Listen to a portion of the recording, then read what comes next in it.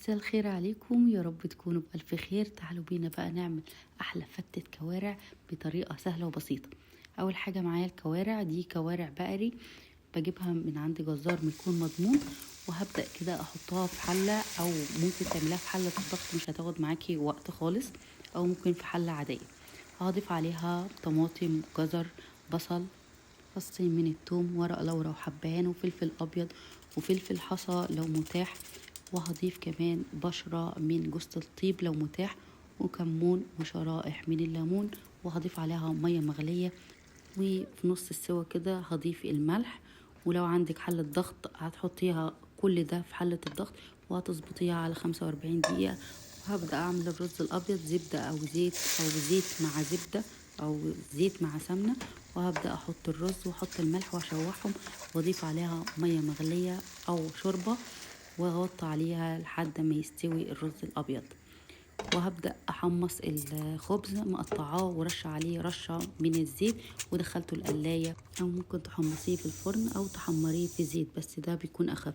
الرز هنا كده بقى جاهز، وطبعا كمان الكوارع بقت جاهزة، والشوربة بتاعتها فلة. هوريها لكم دلوقتي قد ايه الشوربة صافية وجميلة ورايقة زي ما انتوا شايفين. وهبدأ أعمل الدقة 2 في 1.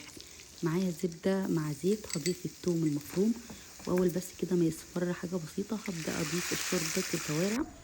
واول ما تغلي معايا كده هضيف ربع كوبايه من الخل ورشه من الكمون، وطبعا الشوربه فيها ملح. وهبدا كده اخد كوبايه على جنب، ودي تكون الدقه الاولى او الدقه البيضه، وفي ناس بتستكفى بالدقه البيضه بس انا هعمل الدقه التانية. هضيف العصير الطماطم وفيها معجون طماطم مع كمون وفلفل اسود ورشه من السكر. هسيب ده كله بقى يغلي مع بعضه، ويبقى كده الدقة الحمرا كمان جاهزة. هبدأ بقى اعمل تركاية حلوة كده وهتديكي طعم حلو جدا في الكوارع.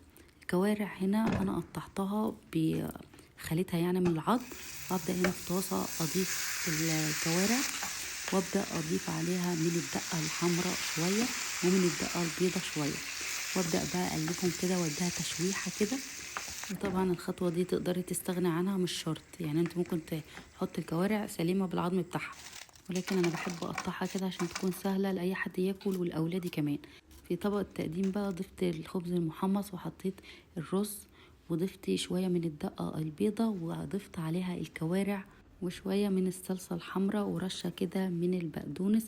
وبجد خطيرة، ريحتها تحفة، اكيد الريحة واصله لكم. انا جحت وانا بعمل الفيديو.